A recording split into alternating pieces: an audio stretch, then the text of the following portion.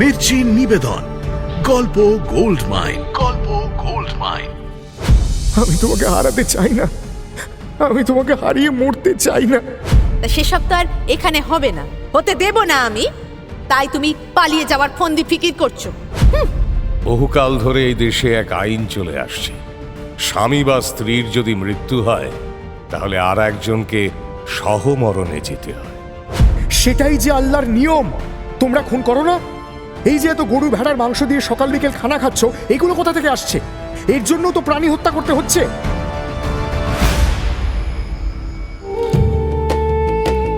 মির্চি গল্প gold mine শুনছেন আরব্য রজনী। আজ শুনবেন সওদাগর সিন্দবাদের চতুর্থ অভিযান।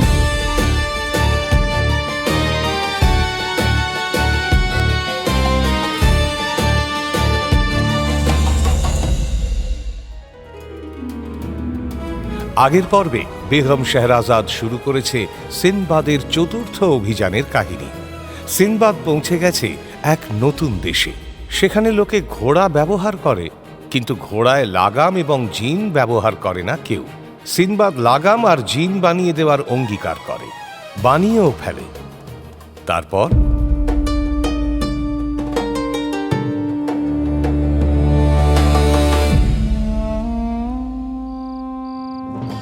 শুরু করো বেগম তোমার কাহিনী।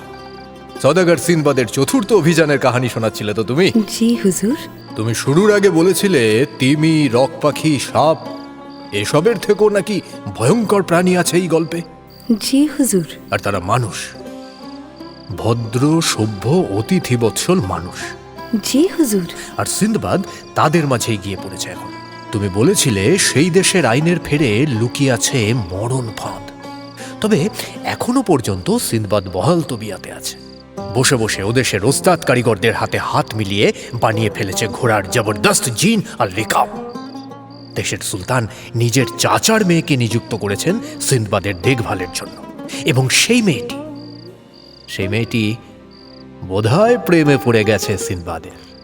কোনো মেয়ে চোখের সামনে সওদাগর সিন্দবাদকে দেখবে আর প্রেমে পড়বে না, এমন হতে পারে নাকি? আচ্ছা, তার মানে দুনিয়াজাদ তোমার আপার সামনেও যদি সওদাগর সিন্দবাদ এসে দাঁড়ায় তাহলে সে তার প্রেমে পড়ে যাবে কি? ঠিক বলছি তো? সামনে দাঁড়ানোর কি আছে হুজুর? আপাত সওদাগর সিন্দবাদের গল্প পড়েই তার প্রেমে পড়ে গেছে, নইলে এমন খুঁটিয়ে খুঁটিয়ে কি আর মনে রাখতে পারে তার গল্প? মানে আমারও প্রতিদ্বন্দ্বী আছে বলছো? ইস, একবার যদি হাতের কাছে পেতাম ওই সিন্দবাদকে তাহলে বোঝাপড়াটা সেরে নিতাম। আপনার বদনসিব হুজুর, তাকে আর আপনার হাতের কাছে পাওয়ার কোনো সম্ভাবনা নেই। তাহলে কি হুজুর এই কাহিনীটা বাদ দেব? অন্য কোনো কাহিনী শুনবেন? অন্য কারোর? কেন কেন বাদ দেবে কেন? আসলে প্রতিদ্বন্দ্বীর সুখ্যাতি তো গায়ে জ্বালা ধরায়, তাই বলছিলাম। তোমার কাহিনী এমনিতেও আজ রাতে শেষ হবে না, অমনিতেও হবে না। সুতরাং বেকার সময় নষ্ট না করে শুরু করো বেগম। আমি জানি কাল রাতেও শুনতে হবে তোমার কাহিনী। জি হুজুর।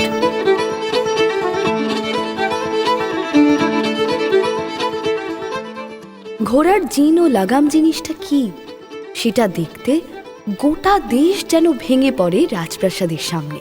সৈন্যরা পথে নেমে ভিড় সামলাতে থাকে। স্বয়ং সুলতান তার দরবারিদের নিয়ে উপস্থিত হন প্রাসাদের বারান্দায়। চিকের আড়াল থেকে সুলতানের চাচার মেয়ে পরিস্থিতি দেখে দোয়া চায় অস্ফুটে। হে আল্লাহ, মানুষটাকে বেইজ্জত হওয়ার থেকে বাঁচিও। যথাসময় রাজপ্রাসাদের উঠোনে উপস্থিত হয় সিন্দবাদ। হাতে তার ঘোড়ার জিন ও লাগাম। জনতার মধ্যে গুঞ্জন ওঠে। সুলতানের সামনে এসে লম্বা কুর্নিশ করে সিন্দবাদ বলে, জাহাপনা, আমি যা বলেছিলাম সেটা প্রস্তুত।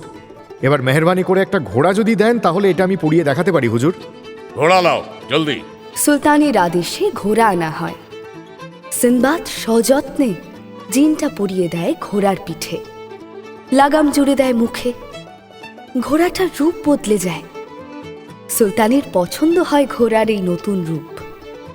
এমন সাজসজ্জা ছাড়া একজন সুলতানের ঘোড়া মানায় নাকি? খুশি হয়ে সুলতান বলেন, বাহ, বহুত খুব। আমি আপনার উপর খুশি হয়েছি সওদাগর সিনবাদ। আসুন, ইনাম নিয়ে যান। সুলতানের আদেশ শুনে তার চাচার মেয়ের মুখে হাসি ফোটে। গাল বেয়ে গড়িয়ে পড়া চোখের জল মুছে সে বলে, या अल्लाह तेरा लाख लाख शुक्र है। সিনবাদ কিন্তু এগোয় না। ঘোড়ার কাছ থেকেই সে বলে, হুজুর, গোস্তাকি মাফ। হুকুম করেন তো ইনাম কবুল করার আগে আমি আমার কাজের সম্পূর্ণ প্রদর্শন করতে চাই। হুকুম হ্যাঁ। তাহলে হুজুর, যদি দয়া করে একবার এসে ঘোড়ার পিঠে চড়েন। চড়বো আমি? কিন্তু ওর পিঠে তো ওই কি একটা লাগিয়ে দিলেন আপনি। আমি বসবো কোথায়? হুজুর, ওটার ওপরে বসার জন্যই তো ওটা লাগানো। আচ্ছা, পড়ে যাব না তো? একবার যাচাই করে দেখলে বড় দয়া হবে এই বান্দার ওপর হুজুর। বেশ, তাই হবে। মুহূর্তে নৈশব্দ মুড়ে ফেলে পরিবেশ। সুলতান এগিয়ে যান ঘোড়ার দিকে। সৈন্যরাও ছুটে আসে চারদিক থেকে। চিকের আড়ালের দুচোখে আবার শঙ্কার মেঘ ঘনিয়ে আসে। আবার আল্লাহর নাম স্মরণ করে সে।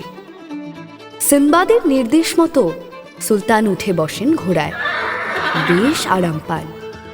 সুলতানের খুশি যেন দ্বিগুণ হয়ে যায়। সিনবাদ লাগামটা ধরিয়ে দেয় সুলতানের হাতে।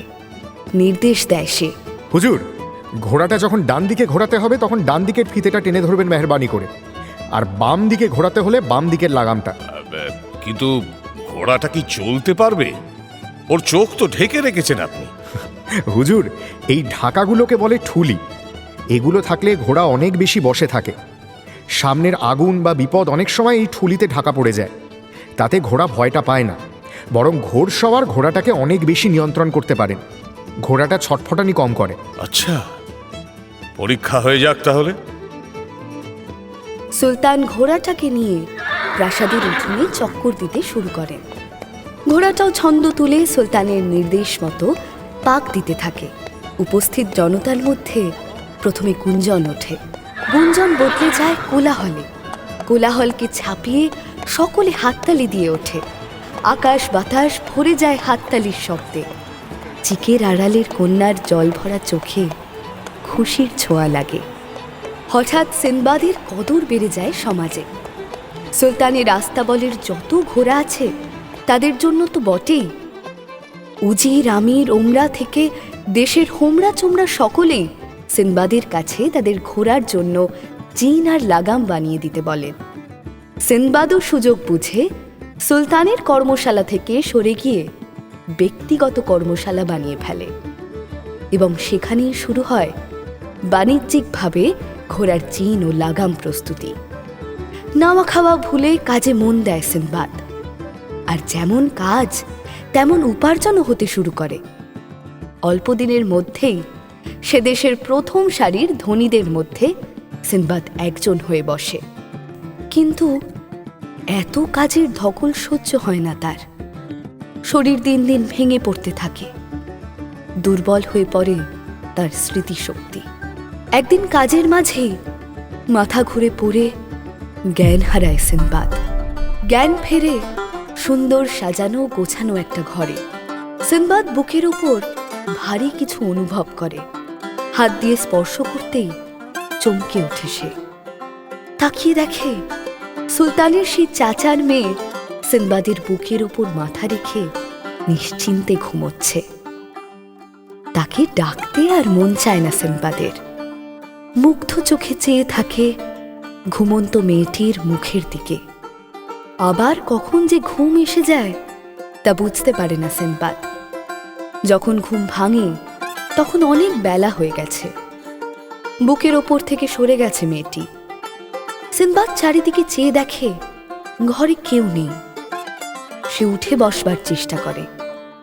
তখনই ঘরের কোনো এক অজানা কোণ থেকে ছুটে এসে তার বুকে হাত রেখে থামায় সেই মেয়ে। খুব অনুনয় করে বলে, আপনি উঠবেন না দয়া করে। হাকিম সাহেব বারবার করে আপনাকে বিশ্রাম নিতে বলে গেছেন।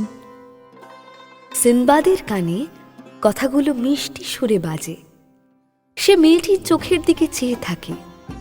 তার হাত চলে যায় তারই বুকের ওপর রাখা মেয়েটির হাতের ওপর। এভাবে কতক্ষণ যে কাটে সে হিসাব আর কেউ রাখে না। হঠাৎ কারোর ডাকে চমকে ওঠে দুজনে। আমি কি অসময়ে এসে হানা দিলাম? ফিরে দেখে সুলতান দাঁড়িয়ে আছেন দরজায়। সুলতানের চাচার মেয়ে লজ্জা পেয়ে ছিটকে সরে যায়। সিনবাদ লজ্জায় লাল হয়ে উঠে বসতে বসতে বলে, আসুন হুজুর, আসুন, আসতে আজ্ঞা হোক। আরে না না না না, তুমি শুয়ে থাকো, বিশ্রাম না। আর কত বিশ্রাম নেব হুজুর, ওদিকে যে বিস্তর কাজ পড়ে আছে। হবে হবে, কাজ ঠিকই হবে, কিন্তু শুধু কাজ করলেই তো হবে না সিনবাদ। ঠিক বলেছেন হুজুর, শুধু কাজ করলে যে কি দশা হয় তা তো হাড়ে হাড়ে টের পাচ্ছি। তাই তো বলছি, কটা দিন বিশ্রাম নাও, তারপর না হয় আবার কাজে মন দেবে। কিন্তু হুজুর, অনেকে বায়না করে রেখেছে যে সময় মতো তাদের মাল যদি না দিতে পারি। সবাই জানে তুমি অসুস্থ সিনবাদ, কিচ্ছু অসুবিধে হবে না, আমি সবাইকে বুঝিয়ে বলে দেব, বাকিটা তুমি আমার ওপর ছেড়ে দাও। সুলতানের কথায় ভরসা পায় সিনবাদ। মনে মনেও সে এমনটাই চাইছিল। কিছুটা যেন সময় চাইছিল সুলতানের চাচার মেয়ের সঙ্গে একান্তে সময় কাটানোর। কিছুদিন পরে সুস্থ হয়ে সিনবাদ আবার মন দেয় কাজে, আবার নাওয়া খাওয়া ভুলে যায়। একদিন সুলতান সিনবাদকে ডেকে পাঠান তার অন্দরমহলে। কুশল বিনিময় সেরে বলেন, শোনো সিনবাদ, আমি যা দেখলাম তোমাকে এইভাবে আর ছেড়ে রাখা চলবে না, তাহলে তুমি কাজে এত বেশি মন দিয়ে ফেলবে যে আবার অসুস্থ হয়ে পড়বে। সে তো কাজ একটু বাকি পড়ে যাওয়া এমন হয়েছে হুজুর, অসুস্থতার কারণে অনেকদিন কাজ করতে পারিনি তো। না না না না, ওসব অজুহাত মাত্র, ওসব তুমি আমায় শুনিও না। আসল কারণ কি জানো? আগে অনুমতি পেলে শুনতে চাই হুজুর। আসল কারণ হচ্ছে তোমার কাজ ভাঙানোর কেউ নেই। এই যেমন দেখো, আমার একজন আছে, এরকম একজন তোমারও থাকা দরকার। মাফ করবেন, আমি ঠিক বুঝলাম না হুজুর। তাহলে স্পষ্ট করেই বলি, আমার চাচার মেয়েটি খুবই ভালো। ওর জন্মের সময় চাচি মারা যায়, আর সেই একই দিনে চাচাকেও চলে যেতে হয়। তারপর থেকে ও আমাদের বাড়িতেই বড় হয়েছে, আমার আব্বা আম্মির কাছে। আমার আব্বা উদার মনের মানুষ ছিলেন, তিনি ওকে লেখাপড়া শিখিয়েছেন, হাতের কাজ শিখিয়েছেন, এমনকি যুদ্ধবিদ্যাও কিছু কিছু শিখিয়েছেন। ওই মানে নিজের আত্মরক্ষা করতে যতটুকু দরকার আর কি। কিন্তু ওর বিয়েটা আমার আব্বা আর আম্মি দিয়ে যেতে পারেননি, সেই দায়টা পড়েছে আমার কাঁধে। আমি অনেকদিন ধরেই ওর জন্য উপযুক্ত পাত্র খুঁজছিলাম, দেখি ও নিজের উপযুক্ত পাত্র নিজেই বেছে নিয়েছে। আমারও তাতে কোনো আপত্তি নেই, আমার তোমার উপর যথেষ্ট ভরসা আছে। বা বলতে পারো, ওর যদি তোমার সঙ্গে শাদী হয় তাহলে আমি খুশিই হব। এই বিয়ে করলে তোমার কোনো লোকসান হবে না। আমার চাচা নিজস্ব প্রাসাদ রেখে গেছেন, জমি জমা সম্পত্তিও কিছু কম নেই। এগুলো এখন আমিই দেখছি, এসব তুমি পাবে। তুমি যদি কামকাজ নাও করো, তবুও তোমার দানা পানির অভাব কোনোদিন হবে না। এবার তোমার সিদ্ধান্ত, আমি তোমায় জোর করব না। একজন সুলতান হিসেবে কোনো আদেশ নয়, একজন অভিভাবক হিসেবে আমি তোমাকে অনুরোধ করছি, তুমি ওকে বিয়ে করো। কি তোমার কি মত বলো? তুমি যদি সময় চাও তো। সুলতানের কথাগুলো শুনতে শুনতে সিনবাদের মুখখানি লজ্জায় লাল হয়ে ওঠে। সাহস হয় না সুলতানের চোখের দিকে চোখ তুলে তাকানোর। চোখ নামিয়ে নেয় সিনবাদ। সুলতানের কথার মাঝেই অস্ফুটে বলে ওঠে সিনবাদ, আপনি যা ভালো বুঝবেন হুজুর। এত সহজে যে সিনবাদ রাজি হয়ে যাবে ভাবতে পারেনি সুলতান। তিনি ছুটে এসে সিনবাদকে জড়িয়ে ধরে বলেন, মুবারক হও, মুবারক হও, আজ থেকে আমি তোমার সম্বন্ধী হলাম। মুবারক হও সিনবাদ। এই, কে আছিস? কাজী সাহেবকে খবর দে, প্রাসাদের সব বাতি জ্বেলে দে। উজিরকে বল ঢেড়া পেটানোর ব্যবস্থা করতে। আজ সারা দেশের সবার নিমন্ত্রণ আমার প্রাসাদে। সেদিনই সন্ধেবেলায় সুলতানের বোনের সঙ্গে শাদী হয়ে যায় সিনবাদের। এই বিয়েতে সে তার রিশতেদার বাগদাদে ফেলে আসা তার বিবি, তার ছেলেপুলেদের অভাবটা খুব অনুভব করে। কিন্তু রাতের বেলা সব অভাব অভিযোগ ভুলে সে হারিয়ে যায় তার নতুন বিবির মধ্যে। শুরু হয় সিনবাদের দ্বিতীয় দাম্পত্য জীবন। সুখে শান্তিতে ছবির মতো কাটতে থাকে দিনগুলো। দরবারেও কদর বেড়ে যায় তার। সিনবাদ হয়ে ওঠে সুলতানের প্রধান পরামর্শদাতা। উজির, আমির, ওমরারাও তার বন্ধু হয়ে ওঠে। আগে একবার অন্য এক সুলতানের ঘনিষ্ঠ হওয়ায় মাসুল গুনতে হয়েছিল সিনবাদকে। সে দেশ ছেড়ে ফিরে যেতে হয়েছিল বাগদাদ। এবার সেই অভিজ্ঞতা থাকায় একই ভুল করে না সিনবাদ। কিন্তু সুখ সয় না সিনবাদের কপালে। আতঙ্ক আর বিপদ তার নিত্য সঙ্গী। নিয়তি তাকে সামান্য সুখ দিয়েই আবার ঠেলে দেয় দুঃখের আঁধারে। এক্ষেত্রেও তার ব্যতিক্রম হয় না। বিয়ের বেশ কিছুদিন পরের কথা। তখন সিনবাদের ব্যবসা চলছে রমরমিয়ে। তার কারখানায় হাজার হাজার কর্মচারী কাজ করে। তবুও চাহিদা অনুযায়ী যোগান দিতে হিমশিম খেতে হয় তার। প্রতিদিন সিনবাদ নিয়ম করে যায় তার কারখানায়। সারাটা দিন সেখানেই কাটে। সন্ধেবেলায় একবার সুলতানের সঙ্গে দেখা করে। হয় কোনো গোপন পরামর্শ করে দুজন, না হয় মাতে মেহফিলে। রাত নামতেই সিনবাদ নিয়ম করে ফিরে আসে বাড়ি। তারপর শুধু সে ও তার বিবি। এর বাইরে ইদানিং আরেকটা হুজুক পেয়ে বসেছে সিনবাদকে। সমাজ সেবার হুজুক। কারোর কোনো সমস্যা হলে ত্রাতা হয়ে উদয় হয় সে। এই হুজুকটা তার মধ্যে জাগিয়ে তুলেছেন স্বয়ং সুলতান। অনেক খবরই আসে সুলতানের কানে। অনেকের অনেক সর্বনাশের কথা, অনেক দুঃখের কথা, অনেক দারিদ্র্যের কথা ঠিকই জানতে পারেন সুলতান। কিন্তু ইচ্ছে থাকলেও সরাসরি পাশে গিয়ে দাঁড়াতে পারেন না তিনি। তাই তিনি সিনবাদকে পাঠান। সিনবাদের হাত দিয়ে সেবা করেন প্রজাদের। এ কথা জানে না কেউ। সেদিন ভর দুপুরে সিনবাদ তার কারখানার তদারকিতে ব্যস্ত। সুলতানের ডাক আসে, জরুরি তলব। অগত্যা কাজ ফেলে ছুটে যেতে হয়। সুলতান জানান তার এক উজিরের বিবি মারা গেছেন। সেখানে সুলতানের পক্ষে যাওয়াটা সমীচীন নয়। সিনবাদ বলে, আমি থাকতে আপনি কেন যাবেন? আপনি নিশ্চিন্ত থাকুন, আমি যাচ্ছি। সুলতানকে নিশ্চিন্ত করে সিনবাদ পৌঁছে যায় উজিরের বাড়ি। স্বাভাবিকভাবেই সেই বাড়িতে তখন কান্নার রোল উঠেছে। স্বয়ং উজির কেঁদে কেঁদে চোখ ফুলিয়ে ফেলেছে। উজিরের তার বিবির প্রতি এমন ভালোবাসা দেখে সিনবাদেরও চোখে জল চলে আসে। মনে মনে সে বলে, হায় আল্লাহ, এ কেমন বিচার তোমার! মানুষটা তার বিবিকে এত ভালোবাসে, আর এই মানুষটার বিবিকেই তুমি তুলে নিলে। কোনো রকমে চোখের জল মুছে সিনবাদ সান্ত্বনা দিতে উজিরের পাশে গিয়ে দাঁড়ায়। কাঁধে হাত রেখে খুব নরম করে বলে, কেঁদো না বন্ধু, কেঁদো না। যিনি যাওয়ার তিনি তো যাবেনই। আল্লাহর ডাক কি কখনো অস্বীকার করা যায়? এ কি সর্বনাশ হলো বলো তো বন্ধু, কি সর্বনাশ হলো? আমার কথা আমি ভাবি না, কিন্তু আমার সন্তানদের কি হবে? তারা যে এখনো শিশু, কে দেখবে তাদের? আমার যে আর কেউ নেই গো। আত্মীয় স্বজন, ভাই বোন কেউ নেই। তারা কোথায় থাকবে? কে তাদের যত্ন করবে? তুমি অত ভেঙে পড়ছো কেন বন্ধু? আল্লাহর পৃথিবীতে কেউ ইয়াতিম নয়।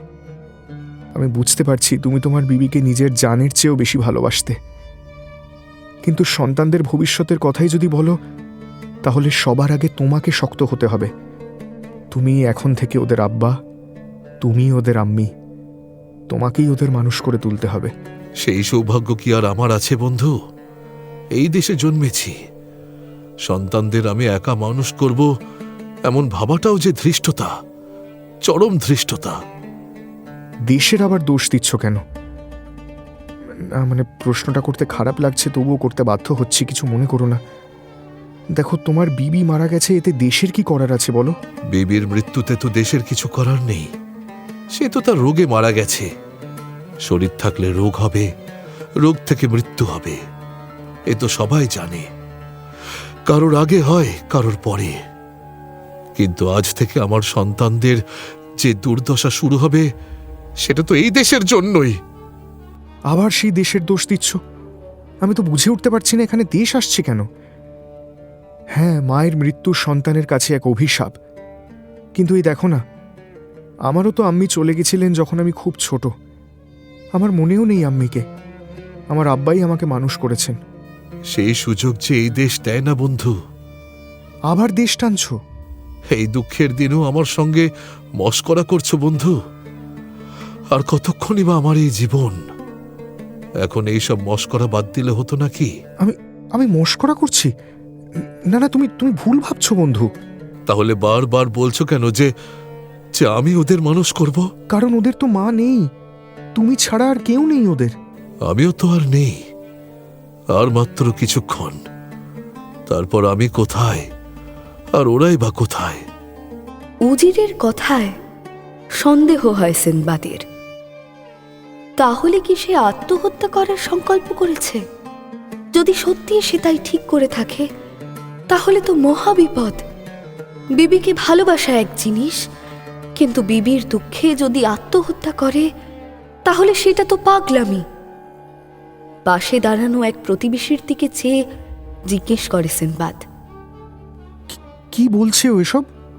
ও ঠিকই বলেছে হুজুর, ছেলে মেয়েগুলো তো সত্যি পথে বসবে এবার। প্রতিবেশীর কথায় আরও অবাক হয় সিনবাদ। বাচ্চাগুলোর মুখের দিকে চেয়ে মায়া হয় তার। মনে পড়ে যায় নিজের ছেলে মেয়ের মুখগুলো। আর দাঁড়িয়ে থাকতে পারে না সে। অঘটন কিছু ঘটার আগেই বিষয়টা সুলতানকে জানাতে ছোটে সে। তার বিশ্বাস এই সমস্যার প্রতিকার করতে পারেন একমাত্র একজন, তিনি সুলতান। সুতরাং দ্রুত পায়ে ফিরে এসে সুলতানকে খবরটা দেয় সিনবাদ। সুলতান কথাটা শুনে মাথা নিচু করে বসে থাকেন। সিনবাদ তাড়া লাগায়, হুজুর, এখন একমাত্র আপনিই আছেন যিনি আপনার উজিরকে এই পাগলামি করা থেকে আটকাতে পারেন। কিছু বলুন হুজুর, কিছু তো বলুন। আপনার পায়ে ধরি, নিদেন পক্ষে ওই বাচ্চাগুলোর কথা ভেবে কিছু বলুন। ওরা যে নেহাত শিশু। নিঃশব্দে মাথা দোলান সুলতান। থমকে যায় সিনবাদ। বিস্ময়ের চরম সীমায় পৌঁছে যায় সে। এই সুলতানকে সে কোনোদিনও দেখেনি। কতগুলো শিশুর নির্ঘাত সর্বনাশ হবে জেনেও হাত গুটিয়ে বসে থাকবেন সুলতান, এমনটা ভাবতেই পারেনি কোনোদিন সিনবাদ। চরম বিস্ময়ের সঙ্গে সুলতানকে প্রশ্ন করে সে, আপনি আপনি আপনি কিচ্ছু বলবেন না? ঠেকাবেন না লোকটাকে? আমি যে কিছু বলতে পারি না সিনবাদ। আইনের ঊর্ধ্বে আমি নই। আইন?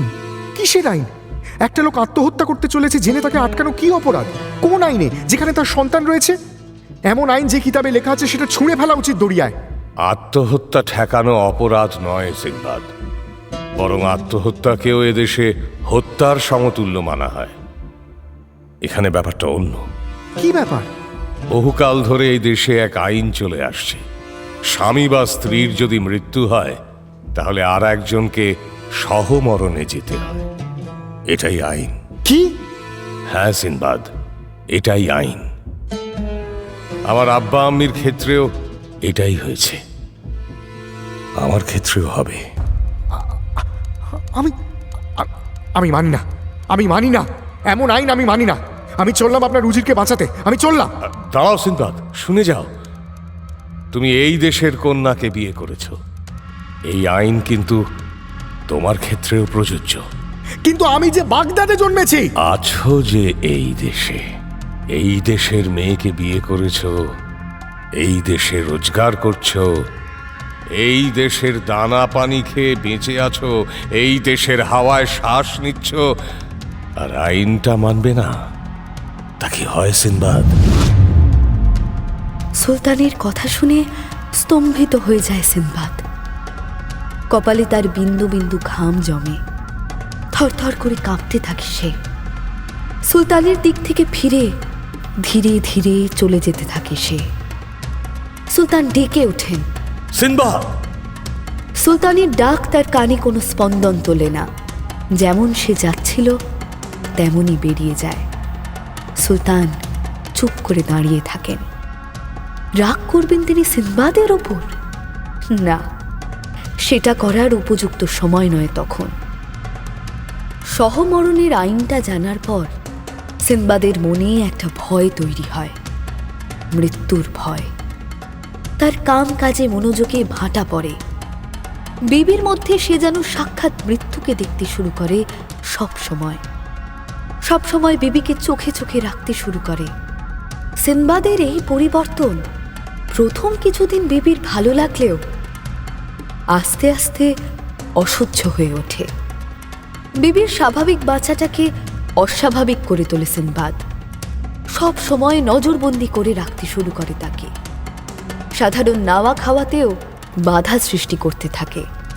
একদিন বিরক্ত হয়ে বিবি জিজ্ঞেস করে বসে, তোমার কি হয়েছে বলো তো? আমার সঙ্গে এমন করো কেন? আগে তো এমন ছিল না। কই কই কিছু হয়নি তো, কেমন করি? নিশ্চয়ই কিছু হয়েছে। আমাকে সব সময় নজরে নজরে রাখো। ভালো মন্দ খেতে দাও না পেট খারাপের ভয়, বাইরে বেরোতে দাও না ঠান্ডা লাগার ভয়, আরো আরো কত কি সব নতুন নতুন ফিকির তুলছ নিত্যদিন। বিবিকে বুকের মধ্যে টেনে নিয়ে শক্ত করে জাপটে ধরে সিনবাদ বলে, আমি তোমাকে হারাতে চাই না, বিশ্বাস করো। আমি তোমাকে হারাতে চাই না, আমি তোমাকে হারিয়ে মরতে চাই না। বিবি বোঝে না সিনবাদের ইঙ্গিত। সে ভাবে তার শহরটি বুঝি তাকে আরো বেশি বেশি ভালোবাসতে শুরু করেছে। সে খুশি মনে জড়িয়ে ধরে সিনবাদকে। নিশ্চিন্তে মুখ গুঁজে সিনবাদের বুকের মধ্যে। কিছুদিন পরের ঘটনা। একদিন সকালে মাথা ঘুরে পড়ে যায় বিবি। সিনবাদ অস্থির হয়ে ওঠে। সঙ্গে সঙ্গে হাকিম সাহেবকে তলব করে সে। হাকিম সাহেব পরীক্ষা করে বলেন, সামান্য জ্বর হয়েছে, দাবাই খেলেই সব ঠিক হয়ে যাবে। সিনবাদের ঘুম উড়ে যায়। সারা রাত সে জেগে বসে থাকে বিবির মাথা কোলে নিয়ে, চেয়ে থাকে বিবির মুখের দিকে। পরদিন বিবির শরীর আরো খারাপ হয়ে পড়ে। সিনবাদের আতঙ্ক বেড়ে যায় আরো। হাকিম সাহেব দাবাই বদলে দেন, কিন্তু তাতেও লাভ হয় না।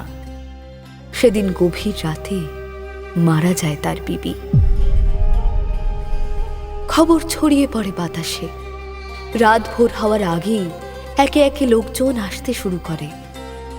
সকালবেলা রীতিমতো ভিড় জমে যায় বাড়িতে। ভিড়ের সুযোগে সিনবাদ বাড়ি ছাড়ে।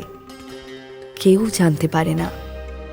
সুলতান এলে সিনবাদের খোঁজ পড়ে, কিন্তু তাকে বাড়িতে পাওয়া যায় না। সুলতান ভাবেন একটু, তারপর উজিরকে ডেকে বলেন, সিনবাদকে যেখান থেকে হোক ধরে আনো, আমার বেহেনের শেষকৃত্যের সময় চলে যাচ্ছে। সিনবাদকে পাওয়া যায় বন্দরে নোঙর করা একটি জাহাজে। সিপাহীরা বলে জাহাজের মধ্যে নাকি লুকিয়ে ছিল সে। এক খালাসি দেখে ফেলে তাকে। সেই চোর ভেবে খবর দেয় সিপাহীদের। সিপাহীদের কথায় সুলতান বিশেষ গুরুত্ব দেয় না। বিবির মৃতদেহের সঙ্গে তাকেও নিয়ে যাওয়া হয় গোরস্থানে। এমন গোরস্থান কোনো দিনও দেখেনি সিনবাদ। সারা গোরস্থানে একটিও কবর নেই। তার বদলে রয়েছে ঢাকা দেওয়া একটা কুয়ো। ঢাকা সরিয়ে সিনবাদের চোখের সামনে তার বিবির মৃতদেহ নামিয়ে দেওয়া হয় কুয়োয়। এরপর তার পালা। ছটফট করে ওঠে সিনবাদ। তার হাত দুটো শক্ত করে বেঁধে ফেলা হয়। পিঠে বেঁধে দেওয়া হয় 7টা রুটি আর 1 কলসি পানি। তারপর তাকেও নামিয়ে দেওয়া হয় সেই কুয়োয়। ওপর থেকে কেউ হেঁকে বলে, সিনবাদ, দড়িটা খুলে দাও। সিনবাদ দড়ি খোলে না। একবার, দুবার, 3 বার বারবার বলা সত্ত্বেও দড়ি খোলে না সিনবাদ। ওই দড়িটাই তখন তার শেষ সম্বল। সবাই চলে গেলে ওটা বেয়ে উঠবার চেষ্টা করবে সে। শেষে বিরক্ত হয়ে যায় ওপরে দাঁড়িয়ে থাকা লোকজন। তারা দড়ির অপর প্রান্তটাও কুয়োর মধ্যে ফেলে দেয়। চেঁচিয়ে ওঠে সিনবাদ, এই এই তোমরা কি করছো? আর তার কথাও কেউ শোনে না। কুয়োটা ঢাকা দিয়ে দেওয়া হয়। নিশ্ছিদ্র অন্ধকারে তলিয়ে যায় সিনবাদ। পচা গলা মৃতদেহের গন্ধে ভরে যায় গোটা কুয়ো। বাইরে কখন দিন যায়, কখন রাত আসে বুঝতেও পারে না সে। হাতড়ে হাতড়ে কুয়োর দেওয়ালে খাঁজ খুঁজে বের করার চেষ্টা করে, কিন্তু অন্ধকারের মধ্যে মসৃণ দেওয়ালে কিছুই ঠাহর করতে পারে না সে। খিদে পেলে এক টুকরো রুটি এক চুমুক পানি দিয়ে গিলে খিদেটাকে দমিয়ে রাখে। এইভাবেই কেটে যায় কয়েকটা দিন। একদিন রুটি শেষ হয়, শুধু পানি থাকে। সিনবাদ প্রমাদ গোনে। একসময় পানিটুকুও শেষ হয়ে যায়। আল্লাহকে স্মরণ করা ছাড়া সিনবাদের আর কিছুই করার থাকে না। আল্লাহ বোধহয় তার ডাক শোনেন শেষ পর্যন্ত। হঠাৎ চোখে এসে লাগে তীব্র আলো। সিনবাদ বহু কষ্টে চোখ মেলে দেখে উপর থেকে একটা মৃতদেহ নামানো হচ্ছে। সিনবাদ ছিটকে সরে যায়, আর তখনই একটা মতলব খেলে যায় মাথায়। হাতের কাছেই একটা বড় হার দেখতে পায় সে। হারটা তুলে একটু আড়ালে গিয়ে দাঁড়ায়। আড়ালে দাঁড়াতেই আরেকটা জিনিস আবিষ্কার করে সিনবাদ। কুয়োর নিচে একটা ঘর রয়েছে, বেশ প্রশস্ত। মৃতদেহ স্তূপ হয়ে যাওয়া এবং অন্ধকার থাকায় এই ঘরটা এতদিন বুঝতে পারেনি সে। কিন্তু ঘরটাকে নিরীক্ষণ করার সময় নেই তার তখন। ঘুরে মৃতদেহটা একবার দেখে, এক বৃদ্ধের মৃতদেহ। সিনবাদ প্রস্তুত হয়ে নেয়। এবার এক বৃদ্ধাকে দড়িতে বেঁধে নামানো হতে থাকে ধীরে ধীরে। তার পিঠে পানির কলসি আর রুটিগুলো স্পষ্ট দেখতে পায় সিনবাদ। লোভে জল চলে আসে জিভে। বৃদ্ধা নাগালের মধ্যে আসতেই সজোরে তার মাথা লক্ষ্য করে হাড়টা চালায় সিনবাদ। এক বাড়িতেই কেল্লা ফতে। মাথা দুফাক হয়ে ফিনকি দিয়ে রক্ত বেরিয়ে আসে। আবার শুরু হয় সেই আগের জীবন। ওপর থেকে যখন দড়ি খোলার নির্দেশ আসে, তখন সিনবাদই দড়িটা খুলে দেয়। আলো থাকতে থাকতেই বৃদ্ধার পিঠ থেকে রুটি ও পানির কলসি বাজেয়াপ্ত করে সে। তারপর আবার অন্ধকার। মাঝে মাঝে ভাবে সে, এভাবে আর কতদিন চলবে? একটা কিছু তো করতেই হবে। হঠাৎ কি খেয়াল হতেই ছড়িয়ে ছিটিয়ে থাকা মৃতদেহের গয়না জড়ো করতে শুরু করে সে। অন্ধকারে হাতড়ে হাতড়েই করতে হয় কাজটা, কিন্তু ততদিনে গা সওয়া হয়ে গেছে অন্ধকার। গয়না জড়ো করার মধ্যেই এক মহিলার মৃতদেহ ঢুকে এবং তার স্বামীকে কুয়োতে নামাতেই সিনবাদ একইভাবে খুন করে তাকে। তারপরে ঘটে এক অবাক কাণ্ড। মনে হয় যেন চতুষ্পদ কোনো প্রাণী ঢুকেছে সেই কুয়োর মধ্যে। অন্ধকারে প্রাণীটাকে ঠিক ঠাহর করতে পারে না সিনবাদ, কিন্তু সে প্রাণীটার চলার শব্দ অনুসরণ করে এগিয়ে যেতে থাকে। খুব বেশি দূর পর্যন্ত যেতে পারে না সে। প্রাণীটা নাগালের বাইরে চলে যায়, তবে যাওয়ার আগে জীবনের সন্ধান দিয়ে যায় তাকে। সিনবাদ আলো দেখতে পায়। আলো লক্ষ্য করে এগিয়ে যেতেই একটা বড় গর্ত আবিষ্কার করে ফেলে সে। গর্তটা একটা পাহাড়ের গায়ে। সামনেই বিস্তৃত বালুকাময় তটভূমি, তার ওপারে দিগন্ত বিস্তৃত সমুদ্র। সিনবাদ তটভূমিতে এসে দাঁড়ায়। আনন্দে লাফিয়ে ওঠে সিনবাদ। হে খোদা, হে খোদা দিন দুনিয়ার মালিক, তোমাকে লাখ লাখ শুক্রিয়া খোদা, লাখ লাখ শুক্রিয়া।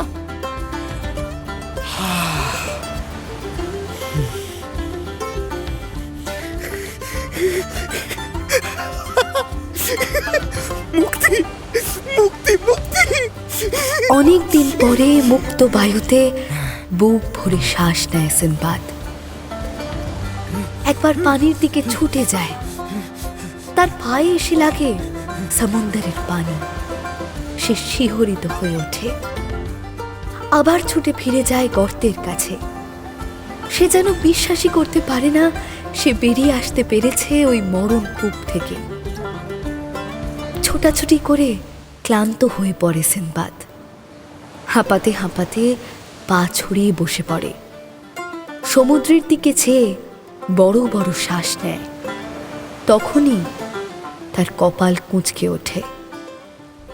কিছু চিন্তা করে সিনবাদ, তারপরেই খুব ব্যস্তভাবে উঠে পড়ে, ছুটে আবার গর্তের কাছে যায়, আবার ঢুকে পড়ে গর্তের মধ্যে। অল্প সময়ের মধ্যেই কয়েকটা গাঁটরি নিয়ে গর্ত থেকে বেরিয়ে আসে সিনবাদ। আল্লাহর অসীম দয়া, তখনই একটা জাহাজ দেখতে পায় সমুদ্রে। সিনবাদ মাথার পাগড়িটা খুলে তুলে ধরে, হাওয়ায় পতাকার মতো নাড়াতে থাকে পাগড়ির কাপড়।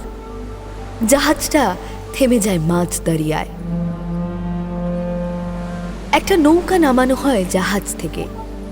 দুজন নাবিক নৌকা নিয়ে এগিয়ে আসে। তারা সিনবাদকে উদ্ধার করে নিয়ে গিয়ে তোলে সেই জাহাজে। সে যাত্রায় বেঁচে যায় সিনবাদ।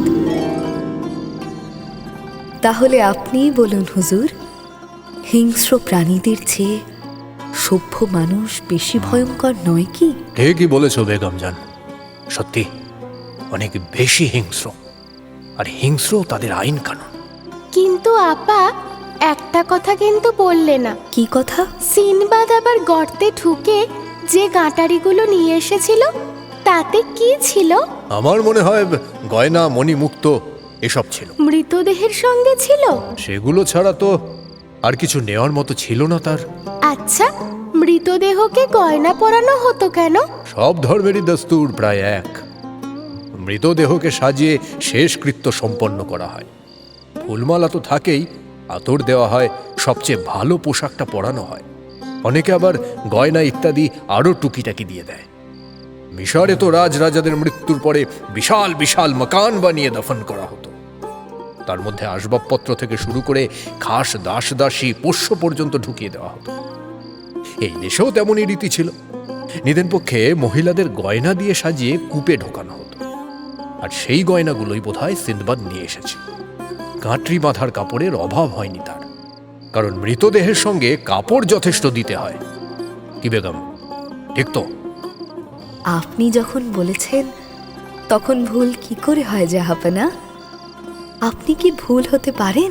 মানে আমি কি ভুল বলছি? আমি তো সে কথা বলিনি হুজুর। তাহলে তুমিই বলো, কি ছিল ওই গাঁটরিগুলোতে? সেটা তো আমার গল্পে নেই হুজুর। আবার আবার রহস্য। তো কি আছে তোমার গল্পে?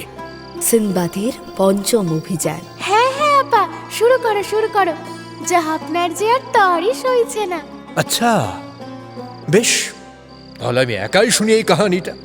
তুমি বরং একটু ঘুমিয়ে নাও। আপনি যখন শুনছেনই জাহাপনা, তখন পাশ থেকে আমি যদি একটু শুনি তাতে ক্ষতি কি? দেখলে তো বেগম জান, এবার কিন্তু আমাকে দোষ দিতে পারবে না। দেখে নাও তোমার কাহিনী শোনার উৎসাহ কার বেশি। ওর জন্যই তো কাহিনী শোনাতে হয় হুজুর।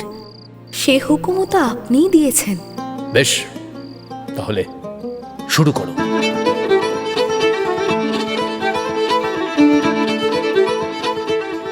চতুর্থ অভিযান থেকে ফিরে ঘোরতর সংসারী হয়ে ওঠে সিনবাদ। বিকেলে একটু মেহফিল বসানো ছাড়া বাকি পুরো দিনটাই কাটায় তার বিবি বাচ্চাদের নিয়ে। আত্মীয়রা নিয়মিত আসে তার বাড়িতে। সেও বিবি বাচ্চাদের নিয়ে নিয়মিত আত্মীয় স্বজনদের বাড়ি ঘুরে বেড়ায়।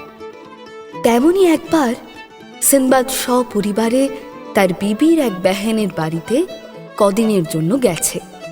একদিন সন্ধেবেলা বাড়ির সামনে বসে আছে সে। বাড়ির বাগানে রংবাহারি ফুলের মেলা। বাড়ির ছেলেপুলেরা সব খেলছে। সিনবাদ তাদের খেলা দেখছে আর মিটিমিটি হাসছে। এমন সময় কিছু যুবক এসে উপস্থিত হয় তার সামনে। সিনবাদ প্রশ্ন চোখ নিয়ে তাদের মুখের দিকে তাকায়। একটু নেতা গোছের এক যুবক বাকি সবার সঙ্গে দৃষ্টি বিনিময় করে সিনবাদকে জিজ্ঞেস করে, আপনি নিশ্চয়ই সেই বিখ্যাত সওদাগর সিনবাদ? যুবকের কথা শুনে হেসে ফেলে সিনবাদ।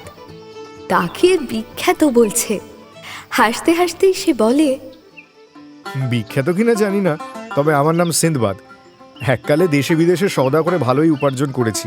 কিন্তু তোমরা কে? আমি আলম, আর এরা হলো জাফর, রিয়াজ, আশফাক ও মকবুল আর ইরফান। আমরা কাছেই থাকি, উট ভেড়া চড়াই। ও, মেষ বালক, মানে রাখাল বালক? বালক বলে লজ্জা দেবেন না হুজুর, আমরা এখন যুবক। ও, তাহলে তো বলতে হয় রাখাল যুবক। কি তাই তো? যথার্থ বলেছেন হুজুর। তো তোমরা আমার কাছে কি চাও, দিনার না মোহর? আমরা উৎসবের জন্য আসিনি হুজুর। তাহলে নিছক পরিচয় করতে? পরিচয় করাটা একটা কারণ তো অবশ্যই, কিন্তু আরও বড় একটা কারণে আমরা এসেছি। বলো শুনি। আপনি একজন এত বড় সওদাগর, পৃথিবী জোড়া আপনার খ্যাতি। কাজের কথা বলো। হ্যাঁ, আসলে জানেন তো হুজুর, উট আর ভেড়া চড়িয়ে কতই বা আর আয় উন্নতি হয়, একদমই নেই বলা যায়। সেই জন্যই তো বাড়ির বাচ্চাদের সাধারণত এই কাজটা দেওয়া হয়। কিন্তু আমরা তো এখন আর বাচ্চা নেই হুজুর, আর তাছাড়া আমাদের সকলের পরিবারে এখন নতুন লোক এসে গেছে এই কাজের জন্য, তারাই সব করে। তাই বলতে গেলে আমরা এখন বেকার হুজুর। তার মানে তোমরা কিছু করতে চাও, তাই তো? কিছু মানে হুজুর, সওদা। আমরা সওদা করে নিজেদের প্রতিষ্ঠিত করতে চাই। আপনি হলেন আমাদের উদাহরণ। আমাকে অত মহান করো না, আমি তো কোনো অতিমানব নই। তোমাদের মতোই একজন সাধারণ মানুষ আমি। তাই জন্য তো আপনার কাছে এসেছি হুজুর। কি করে সওদা করতে হয় শেখাবেন? সওদা শেখাবো? কিন্তু বাবারা, এ তো শেখানোর মতো জিনিস নয়। এর কোনো বাঁধা ধরা জ্ঞান হয় না। উপস্থিত বুদ্ধি যার আছে, যে দ্রুত সঠিক সিদ্ধান্ত নিতে পারে, সেই সওদা করে উন্নতি করে। সে তুমি যাই সওদা করো না কেন। তাছাড়া আরও একটা ব্যাপার আছে। কি ব্যাপার হুজুর? কথা নেই বার্তা নেই, হঠাৎ হঠাৎ মারাত্মক বিপদ সামনে একেবারে মৃত্যুদূতের মতো এসে দাঁড়ায়। সেই সব বিপদের সঙ্গে তালে তাল ঠুকে টক্কর দিতে হয়। আমি জীবনে 4 বার সওদা করতে গেছি, 4 বারই আমাকে মৃত্যুর মুখে পড়তে হয়েছে। সে সব কাহিনী আমরা জানি হুজুর। সেই সব কাহিনী সারা আরবের ঘরে ঘরে সকলের জানা, কিংবদন্তি হয়ে আছে সেগুলো। তারপরেও তোমরা সওদা করতে চাও? হ্যাঁ হুজুর। যদি লোকসান হয়? যদি তা হয় তাহলে লোকসান থেকে মুনাফা তোলার চেষ্টা করব, তবু হাল ছাড়ব না। বেশ। যুবকদের সঙ্গে কথা বলে বেশ ভালো লাগে সিনবাদের। সে তাদের বসিয়ে শরবত মিষ্টি খাইয়ে 2-4টে উপদেশ দিয়ে বিদায় করে। কিন্তু তার মনে যে প্রতিফলনটা পড়ে, সেটা শত চেষ্টা করেও বিদায় করতে পারে না। সিনবাদ আবার সওদা নিয়ে নীল দরিয়ায় পাড়ি জমানোর স্বপ্ন দেখতে শুরু করে। বিবিকে মনের সেই কথা জানাতেই বিবি চোখ কপালে তুলে বলে, হায় আল্লাহ, আবার তুমি যাবার চেষ্টা করছো? উফ, বাউন্ডুলে মানুষ কোথাকার! এই জীবনে আর শুধরালে না দেখছি। বলি, এই গতবার বেরিয়ে কি হয়েছিল ভুলে গেলে? হ্যাঁ, সেই কোন আব্বা নেই আম্মি নেই অলপ্পে একটা মেয়ের প্রেমে পড়ে তো মরতে বসেছিলে, সেসব ভুলে গেলে? হ্যাঁ, বুঝেছি। আমাতে আর মন ভরছে না তোমার, তাই না? তাই তুমি আবার বেরিয়ে যেতে চাইছো না? ওই তা অতই যদি মরার শখ, তো বাড়িতেই গলায় দড়ি দিয়ে মরো না বাপু। হ্যাঁ, লাশটা অন্তত দাফন করতে পারি। সিনবাদ বোঝে বিবিকে বলে লাভ নেই, অশান্তি বাড়বে বই কমবে না। এদিকে তার নিজের জাহাজটি বন্দরে পড়ে আছে বহুদিন, পড়ে নষ্ট হয়ে যাচ্ছে। সিনবাদ একদিন ঘুরতে ঘুরতে বন্দরে পৌঁছে যায়। জাহাজটির সামনে দাঁড়িয়ে উত্তেজনা অনুভব করে মনে। 2 কদম এগিয়ে জাহাজের গায়ে হাতটা রাখতেই কেঁপে ওঠে সিনবাদ। অতীত তার চোখের সামনে ছবির মতো ফুটে ওঠে। মনে পড়তে থাকে একের পর এক নানা স্মৃতি।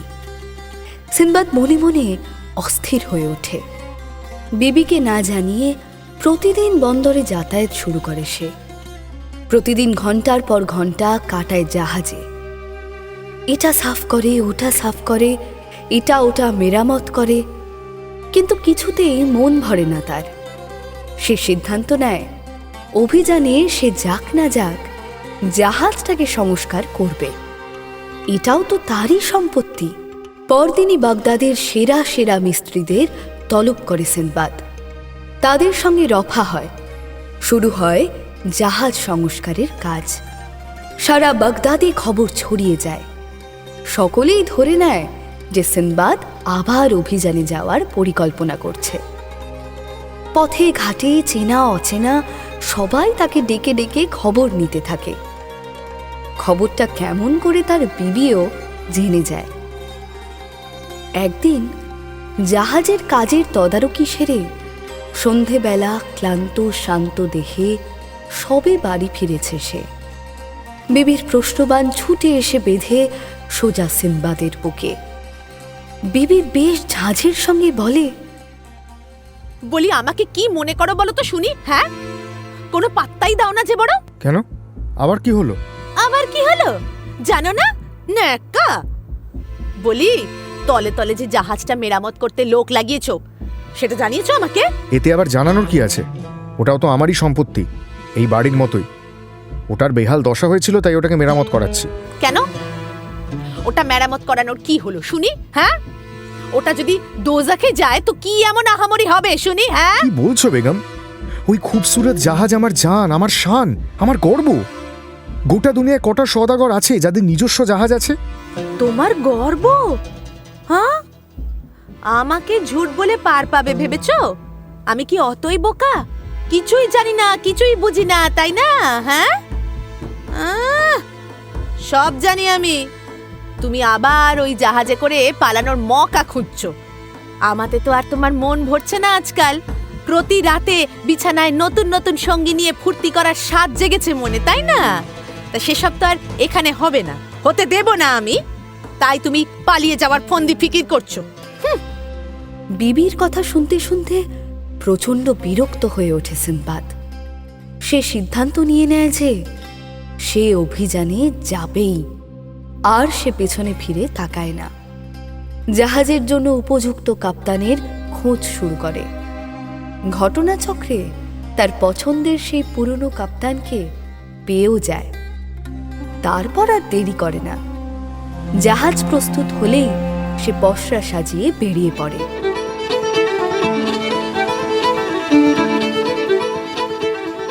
সঙ্গী হয় বন্ধু কিছু সওদাগর। জাহাজ ঘুরতে শুরু করে বন্দর থেকে বন্দরে। একদিন মাঝ দরিয়ায় এক দ্বীপের দেখা মেলে। দ্বীপটা আয়তনে ছোট, গাছপালা নেই বেশি। দূরবীনে চোখ রেখে দ্বীপটাকে পর্যবেক্ষণ করে সিনবাদ। তখনই চোখে পড়ে দুটো সাদা রঙের বড় বড় গোলক। সিনবাদ চিনতে পারে গোলক দুটো। এমন গোলক সে আগেও দেখেছে। ও দুটো রক পাখির ডিম। বন্ধু সওদাগরদের ডেকে ডেকে সে দেখাতে থাকে সেই ডিমগুলো। এক একজনকে এক এক কথা বলে। ভারী সুন্দর তো। এত বড় ডিম হয় নাকি? আরে এ তো ডিম নয়, আজ তো একটা টিলা। শেষে সঙ্গীরা বায়না ধরে একবার কাছে গিয়ে দেখবে ডিম দুটো। এত কাছে এসে একবার ছুঁয়ে না দেখলে হয়? সুতরাং তারা সিনবাদকে জাহাজ ভেড়াতে অনুরোধ করে। সিনবাদ আকাশে চোখ বুলিয়ে বলে, ব্যাপারটা কিন্তু ভয়ের। একবার যদি এদের আম্মি দেখতে পায় তোমাদের, তাহলে ছিঁড়ে খাবে। কিন্তু শুনেছি রক পাখি নাকি মানুষকে আক্রমণ করে না। আর তুমি নিজেও তো নাকি 2-3 বার রক পাখির সাহায্যে বেঁচে গেছো। দুবার ওই রক পাখি আমায় বাঁচিয়েছে। তাই রক পাখির চরিত্র সম্পর্কে আমি যথেষ্ট ওয়াকিবহাল। ওরা চাইলে অনায়াসে মানুষ খুন করতে পারে, কিন্তু সচরাচর কারণ না থাকলে করে না। কিন্তু কখন কোন পাখি কি মেজাজে থাকে তো বলা যায় না। আর এই ক্ষেত্রে পাখির মেজাজ বিগড়ে যাওয়ার যথেষ্ট কারণ থাকবে। তোমরা ওর ডিমের কাছে যাবে, ও ভাবতে পারে যে তোমরা ডিম নষ্ট করতে এসেছো। কিন্তু আমাদের দেখতে পেলে তো ভাববে পাখিরই তো দেখা নেই। হয়তো পাখিটা ডিমটা ফেলে রেখে চলে গেছে বা মারা গেছে। হ্যাঁ, হতে তো পারি, কিন্তু তাই যে হয়েছে তার নিশ্চয়তা কি?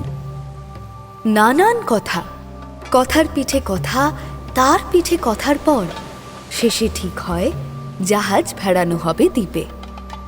সিনবাদ থাকবে জাহাজে, সে আর নামতে চায় না। বাকি সওদাগররা যাবে ডিম দেখতে। সিনবাদ বাকিদের সতর্ক করে দেয়, যাচ্ছ যাও, কিন্তু সাবধান, ওই ডিমের ক্ষতি হয় এমন কিছু করবে না। আমার মতে ছুঁয়ে দেখারও দরকার নেই। আর দ্বিতীয়ত আকাশের দিকে খেয়াল রাখবে। যদি হঠাৎ পাখিটা চলে আসে তাহলে আর সময় নষ্ট করবে না, সোজা ছুটে এসে জাহাজে উঠবে। মনে রেখো, আমি কিন্তু বিপদ বুঝলেই আমার জাহাজ নিয়ে পালাবো। তোমাদের জন্য যেচে বিপদের মধ্যে পড়তে যাবো না। সুতরাং নিজের দায়িত্ব নিজে নিয়ে যদি যেতে পারো তাহলেই যাও। সিনবাদের কথাগুলো একরকম উপেক্ষা করেই সকলে হই হই করে নামে দ্বীপে।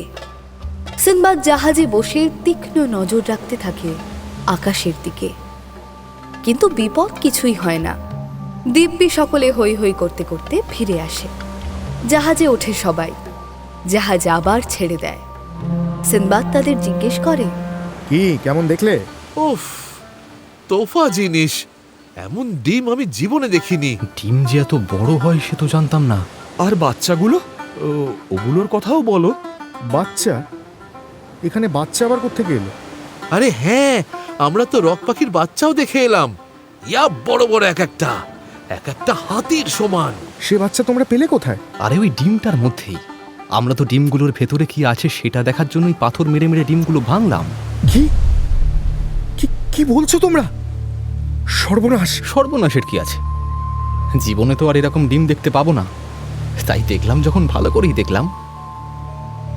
আমরা পাথর মেরে মেরে ডিমগুলোকে ফাটিয়ে ফেললাম। তাও কি আর সহজে ফাটে? চিড় ধরে তবু ফাটে না। অনেক কাসরাতের পরে সেই ফাটল দিয়ে হলুদ হলুদ রস বেরোতে শুরু করলো। তারপর আরো 2-4টে ঘা মারতেই একটা বড় ফুটো তৈরি হলো, আর সেই দিয়েই বেরিয়ে এলো রক পাখির বাচ্চা। কি বিভৎস দেখতে! না আছে ডানা, না আছে পালক। দুটো ডিমই নষ্ট করে ফেললে তোমরা? নষ্ট আর করলাম কোথায়? দিব্যি তো জীবন্ত বাচ্চা বের হলো ডিম ফুটে। তবে সে একটার থেকে আর একটাই চিড় ধরাতে পেরেছি, কিন্তু বাচ্চা বের হয়নি। সওদাগরের কথা শুনে সিনবাদের চোখ কপালে ওঠার জোগাড়। সে চেঁচিয়ে বলে, তোমরা বাচ্চা নষ্ট করে এলে? ছি ছি ছি ছি ছি! এমন পাপ করতে পারলে তোমরা? পাপের কি আছে, বরং ভালো কাজই করে এসছি। ওই পাখিটা জন্ম নিলে কত পশুকে খুন করে গিলে ফেলতো, এমনকি মানুষকেও খুন করতে পারতো। সেটাই যে আল্লাহর নিয়ম। তোমরা খুন করো না? এই যে এত গরু ভেড়ার মাংস দিয়ে সকাল বিকেল খানা খাচ্ছ, এগুলো কোথা থেকে আসছে? এর জন্য তো প্রাণী হত্যা করতে হচ্ছে। তাতে তো আমাদের ক্ষতি কিছু নেই, বরং লাভই লাভ। শোনো সিনবাদ, মানুষের উপকারের জন্য খুন করলে কোনো পাপ হয় না, বরং আল্লাহ আশীর্বাদ দেন। আমরা যেটা করেছি ভেবেচিন্তে করেছি, এত মানুষের উপকার হয়েছে। এতে এতে আমাদের পুণ্য হবে, বুঝলে, পাপ নয়। তর্কটা যখন বেশ জমে গেছে, তখনই কাপ্তানের সাবধান বাণীতে সকলে চমকে ওঠে। কাপ্তান চেঁচিয়ে বলে, হুঁশিয়ার ভাই সব! দুটো রক পাখি আমাদের দিকেই ছুটে আসছে। তাদের পায়ে বড় বড় দুটো পাথর দেখতে পাচ্ছি, আমাদের জাহাজের থেকেও বড়। তোমরা লুকিয়ে পড়ো শিগগিরই। কাপ্তানের কথা শুনে হুড়োহুড়ি শুরু হয়ে যায় জাহাজে। সকলে লুকানোর জন্য এদিক ওদিক ছুটতে থাকে। সিনবাদ নিজের অভিজ্ঞতা থেকে বড় কিছু অঘটনের সম্ভাবনা দেখতে পায় স্পষ্ট। সকলে জাহাজের ঘরের দিকে ছোটে, একমাত্র সে ছোটে জাহাজের খোলের মধ্যে। ছুটে গিয়ে তার মালপত্রের মধ্যে সবচেয়ে কিমতি চিজ রাখা কাঠের বাক্সটাকে আঁকড়ে ধরে। বাইরে তখন রক পাখি দুটো এসে পড়েছে জাহাজের মাথার উপর, চক্কর দিচ্ছে শূন্যে। একটা পাখি চক্কর দিতে দিতে পায়ের পাথরটা ফেলে দেয় জাহাজ লক্ষ্য করে। কাপ্তান পাথরটা পড়তে দেখে পাল টেনে ধরে। জাহাজটা হাওয়ার তোড়ে হেলে আবার সোজা হয়। জাহাজের পাটাতনে দারিয়ার পানি ছলকে উঠে আসে, কিন্তু ভাগ্যক্রমে জাহাজটা বেঁচে যায়। পাথরটা সোজা পানিতে পড়ায় বিশাল ঢেউ ওঠে। একসঙ্গে দুটো ধাক্কায় জাহাজ তুলতে থাকে। জাহাজের মালপত্র সব লণ্ডভণ্ড হয়ে যায়। প্রথম পাথরটা ফসকে যাওয়ায় এবার দ্বিতীয় পাথরটা ফেলে অন্য রক পাখিটা। কাপ্তান আবার পাল টেনে ধরে। এবার আর রক্ষা পায় না জাহাজ। পাথরটা পড়ে জাহাজের এক প্রান্তে। গোটা জাহাজটা উল্টে যায়। সিনবাদের এই জাহাজটা এমনভাবে বানানো ছিল যে উল্টে গেলেও সোজা হয়ে যাবে, কিন্তু একদিক ভেঙে যাওয়ায় সেই কারিকুরি আর কাজ করে না। জাহাজটা ডুবতে শুরু করে। সিনবাদ ভেবেছিল জাহাজ যদি ডুবেও যায় তাহলে তার কিমতি সামানের বড় কাঠের বাক্সটার ওপরে চড়ে বসবে সে। ওই বাক্সটা এমনভাবে বানানো যে ওতে জল ঢুকবে না, আয়তনেও বেশ বড়। কিন্তু জাহাজ উল্টে যাওয়ায় বাক্সটাই হাতছাড়া হয়ে যায় তার। সে একটা পাটাতন ধরতে পারে কোনো রকমে। কে কোন দিকে ভেসে যায় কিছুই ঠাউর করতে পারে না। জলের তোড়ে অনেকটা ছিটকে গিয়ে তবে থিতু হয় সে। আকাশের দিকে তাকিয়ে দেখে রক পাখি দুটো ফিরে যাচ্ছে। দারিয়ার দিকে চোখ ফেরাতে জাহাজের কোনো চিহ্ন চোখে পড়ে না। মনটা খারাপ হয়ে যায়। টেনে হিঁচড়ে পাটাতনের উপরে উঠে বসে সিনবাদ। কোন দিকে চলেছে সে কিছুই জানে না। থামো বেগম জান, ভোর হয়ে গেছে। জো হুকুম জাহাপানা। তাহলে বাকিটা আজ রাতে শুনছি তো জাহাপানা? উনি তো হয় রোজ, আজও হবে।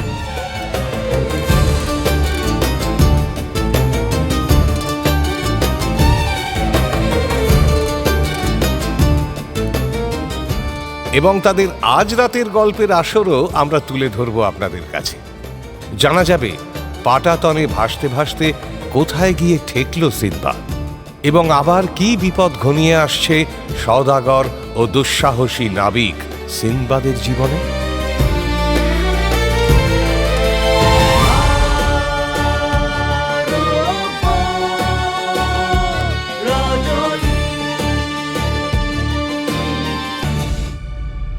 মির্চি গল্প গোল্ড মাইনে শুনলেন আরব্য রজনী।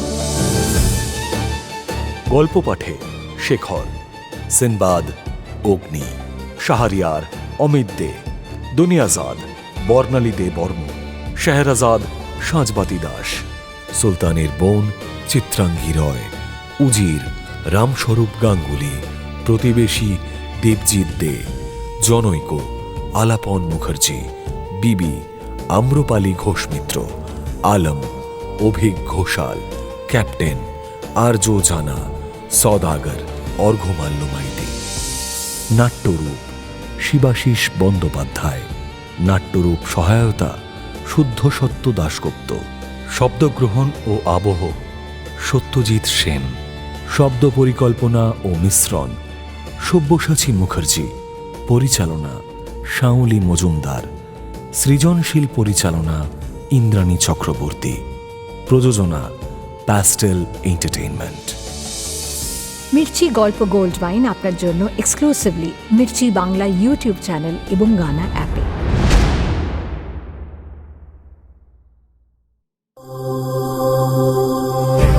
মির্চি নিবেদন গল্প গোল্ড মাইন।